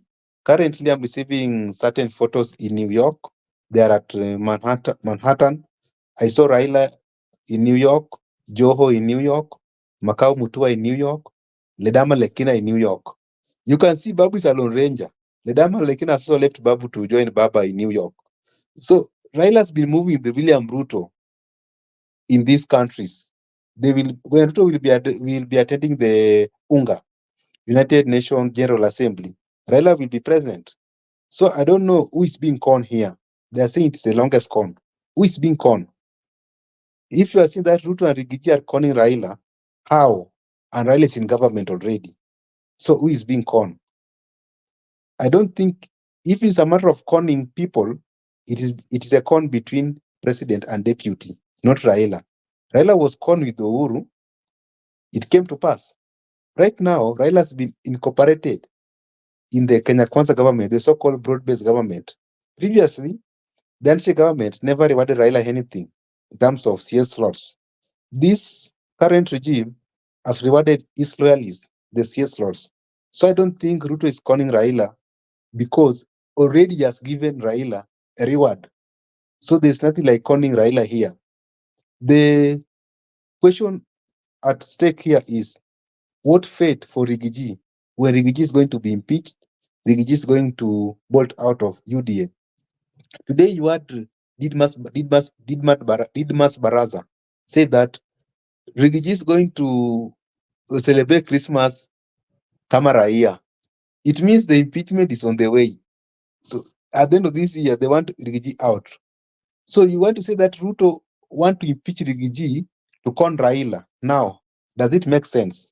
Is it even logical? How is he impeaching Rigiji to con Raila? At what expense? And already Raila is in the government. So I think, truth be told, whether Rigiji is going to form his own political party, whether Mount Kenya is going to be divided, Rigiji is not going to work with Ruto 2027. Rigiji is going to go alone or support other candidates. That's why I want to deviate my opinion with the former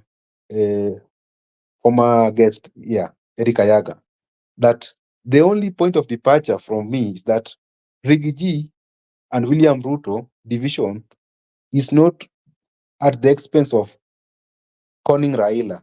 Raila was con, the longest con ever in 2017, in 2022, and it ended there. Right now, he has been rewarded. So how do you reward someone you are conning? So Raila himself, maybe people are saying that he's a con man. Let us leave that story there. But Raila has not been con in this so-called broad-based government or the so-called impeaching Rigiji. I think Rigiji has been shown the door in this arrangement. Yeah. Okay, thank you. I wish Eric could manage to come back, because I had some questions for him. You've spoken about impeachment of the deputy president. I think it's something that is cooking. From what we've heard from the members of parliament, they are really categorical about it. If suppose they are going the way of impeachment, are you like, can you kindly give us your take on how they can achieve it? Being that ODM and UDA are now in bed, but again, there are other members of parliament who think differently, both from Mount Kenya region and also those who are in the position. You see, those who remained in Azimio, that is led by the Wiper Party, they're saying that they will stand with the deputy president. Some members of ODM also have said that they will not entertain that.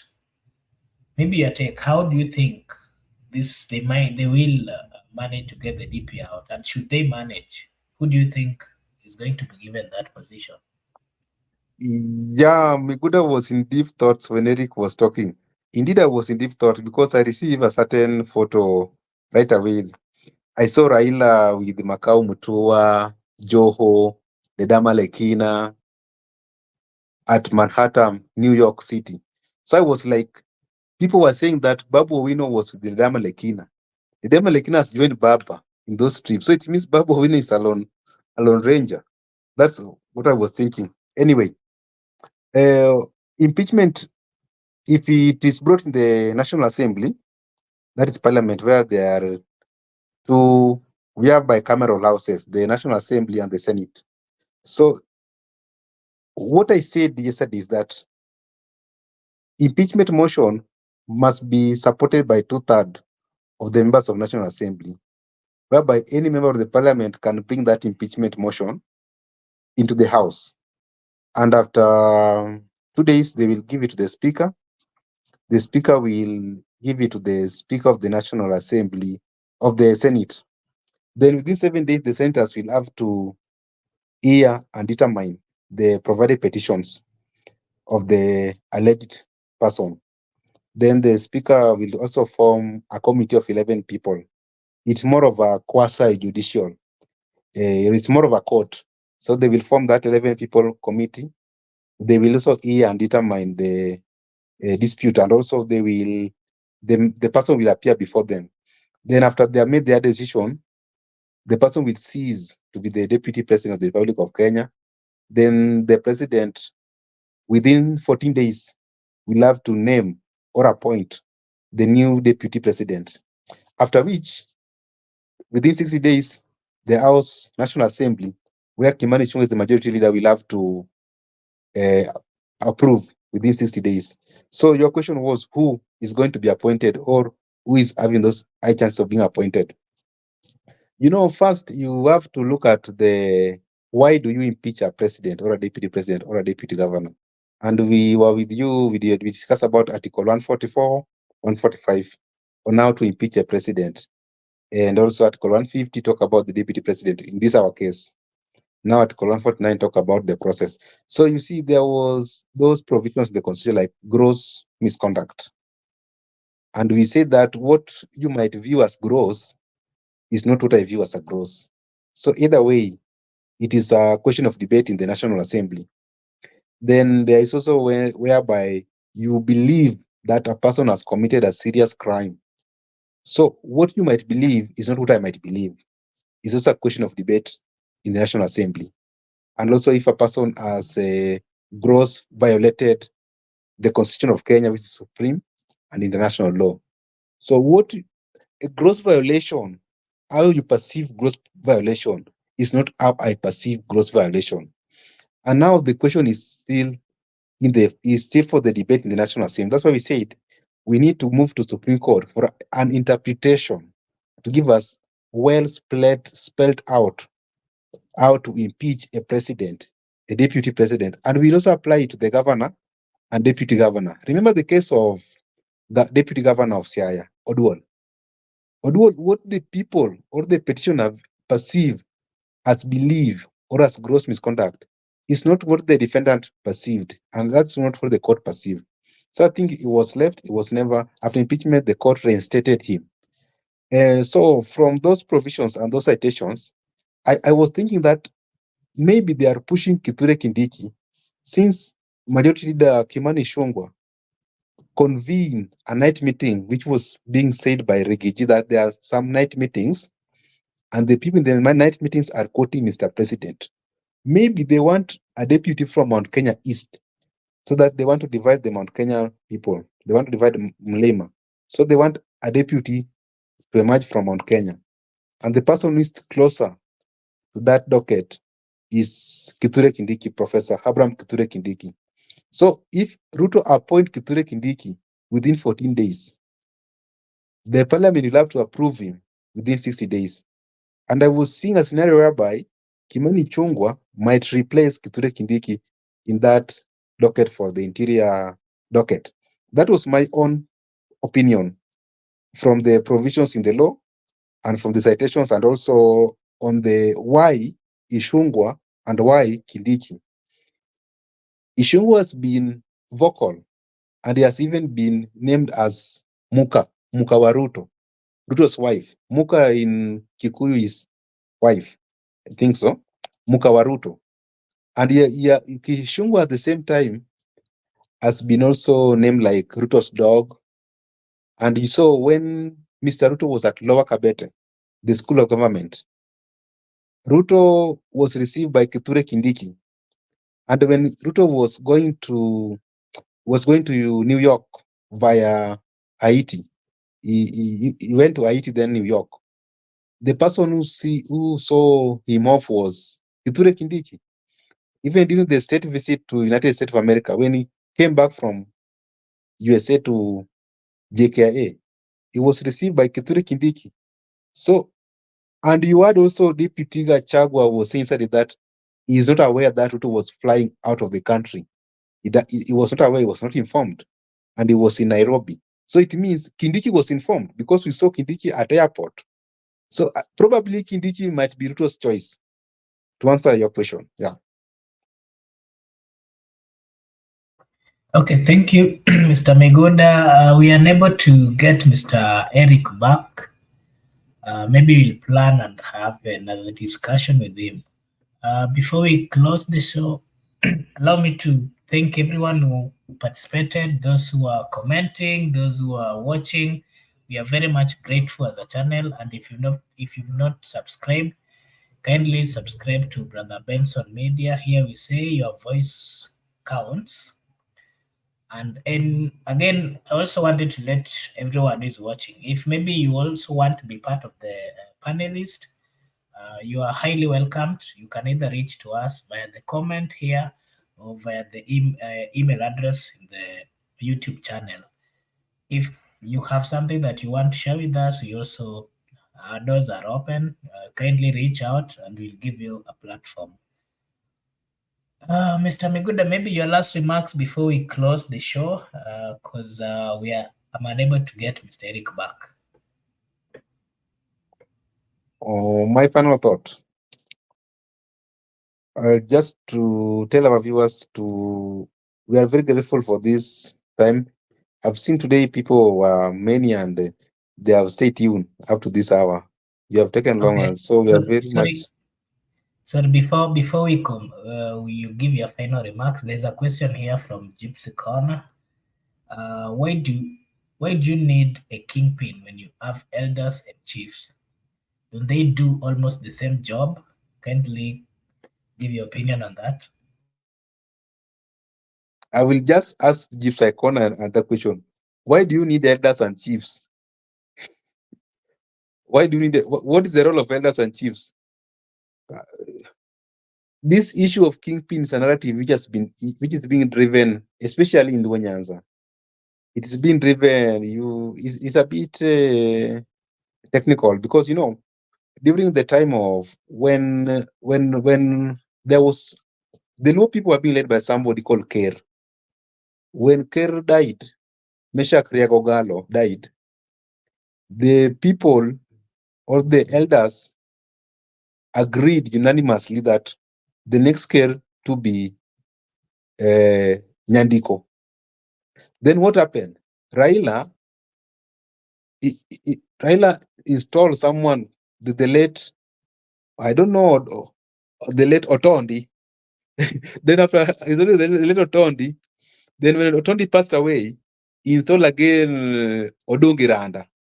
So Raila was saying that Odungiranda, the Kerr is the patron of the Luo Council of Elders. So he is the patron, is the Luo kingpin, and is the one who is installing the Kerr, the leader of elders. It was more of a council of elders. So I think during the kingdom time, before the emergence of democratic government, there used to be a council of elders, and it varied from one community to the other. So people saw it that when there was introduction of political leaders like those who were being elected, they never wanted to lose their culture. So they introduced something like kingpin, a regional leader.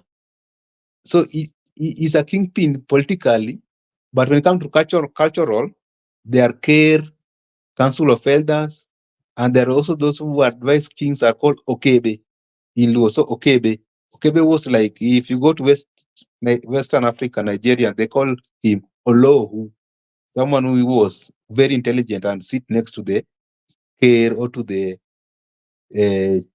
to king or to chief. So because there was an introduction of political leaders or the emergence of multi-party democracy or democratic leaders who are being elected, and also because of the new reforms and emergence of things like constitution, which he borrowed from the West.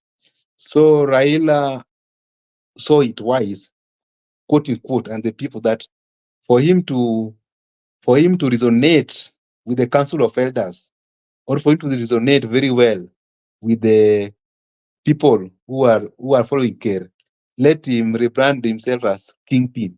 So kingpin was, they wanted to merge political leader with the cultural leader. So where it was popular in the Luo people or in the Nyanza, then it has now transversed to Mount Kenya. Now they have gone to Kambani, that Kalonzo is the Kamba kingpin. So I think that's the emergence of kingpin. But the way you have asked me what the role of kingpin, even me, I will just ask, is similar with the role of elders or maybe chiefs, but no, chiefs are a bit. Okay. Yeah. I like that analogy and how you've explained it. I think it's right. But from my explanation, my understanding of these three words, she's asking about chiefs, elders, and kingpin.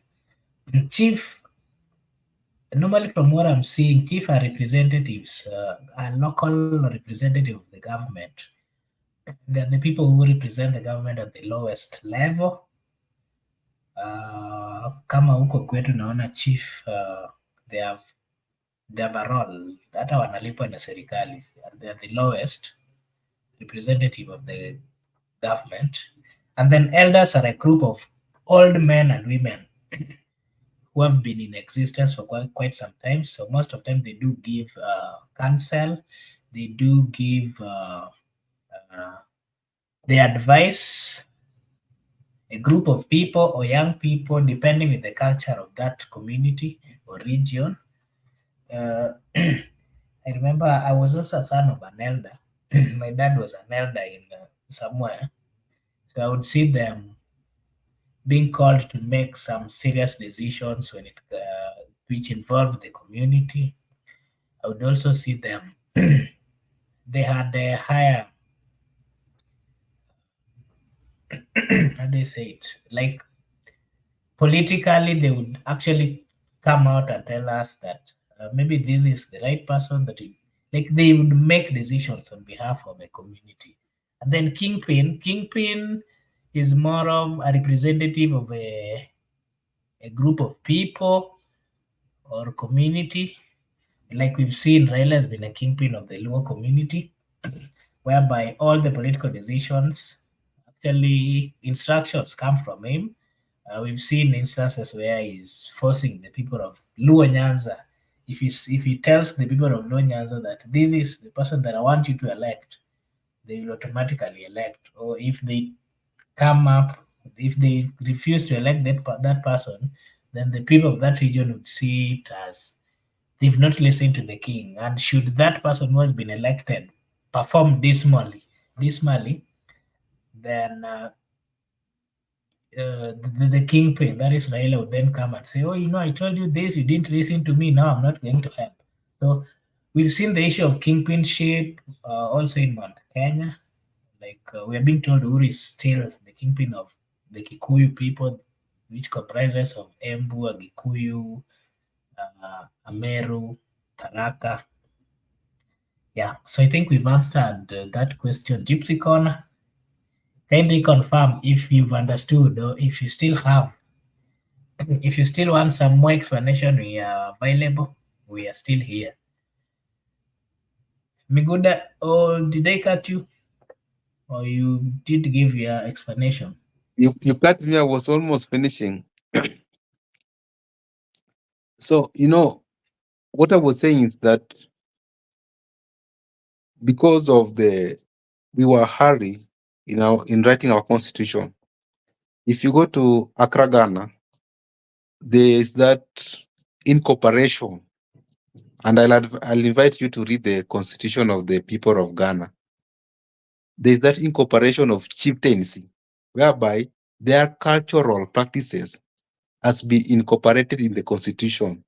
So there is even here in Uganda, our neighbors, there's that incorporation of the Baganda Kingdom in their constitution, whereby they do the cultural leadership exclusively and they don't interfere with the political leadership.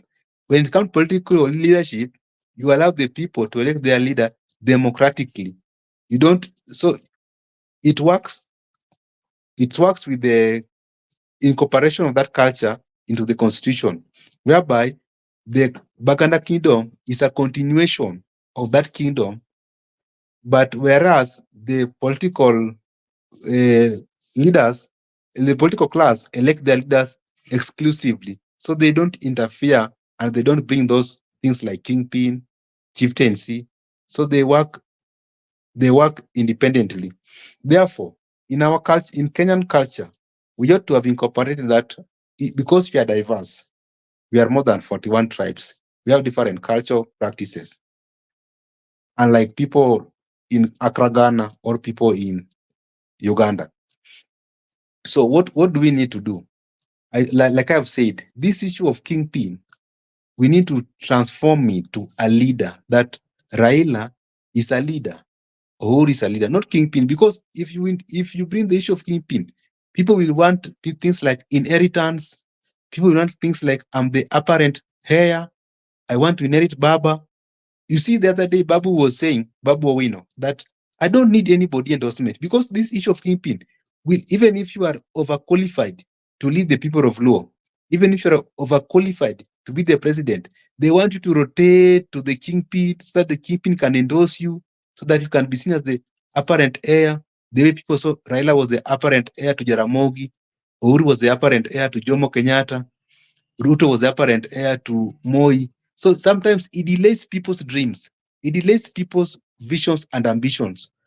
If you are in a democratic society whereby the rule of law applies, whereby it is only through the ballot that elects people, you don't need to go around a king to endorse you or to give you blessings.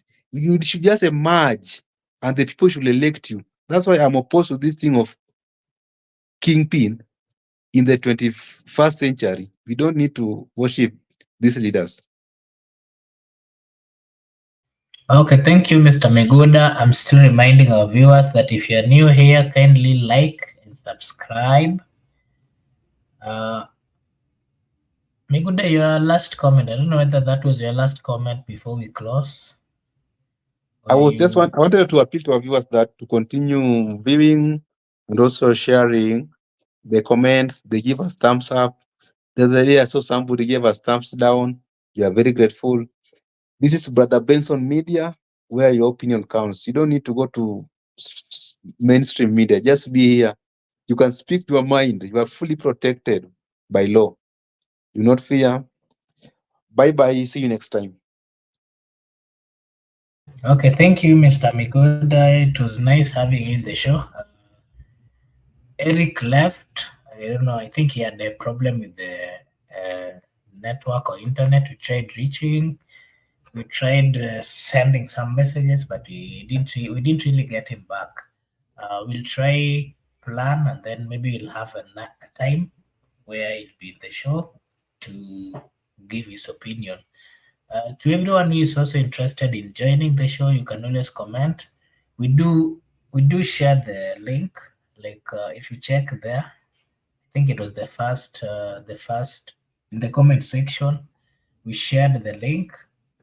You can always join. You also give your opinion because here we don't really hatubagui. Kila mtu ana opinion yake.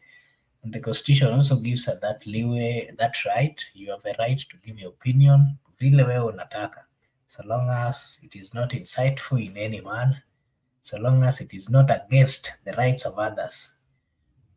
Umekubaliwa. So to our viewers, we're very much grateful. Gypsy Corner, we're very much grateful.